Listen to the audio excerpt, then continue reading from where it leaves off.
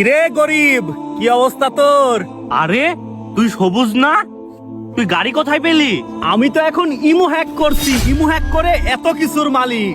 কি তুই প্রবাসীদের ইমু হ্যাক করে তাদের টাকা আত্মসাৎ করছিস? এটাকে আত্মসাৎ বলছিস কেন? এটা তো আমার কর্ম। এই দেখ, 5 লাখ টাকা দামের গাড়ি কিনেছি, আর এই দা 5 কোটি টাকা দিয়ে কেবল স্বর্ণ কিনে আনলাম। আমার মতো কোটিপতি এই জেনারেশনে কেউ নাই। আর তুই তো ফকিন্নি ফকিন্নি রয়ে গেলি। এই দেখ, 15,000 টাকা দিয়ে জিন্স কিনেছি, আর তোর এই শার্টের দাম কত? সর্বোচ্চ 300 টাকা। আমার 300 টাকার শার্ট? আলহামদুলিল্লাহ। এই দেখ, স্বর্ণের আইফোন, আর তোর হাতে হাই রে ভাঙ্গা ফোন। আমার ভাঙ্গা ফোন? আলহামদুলিল্লাহ। কিরে, তোর 300 টাকা শার্ট, ভাঙ্গা ফোন, তারপরেও তুই আলহামদুলিল্লাহ বলছিস কেন? শোন, হারাম পথে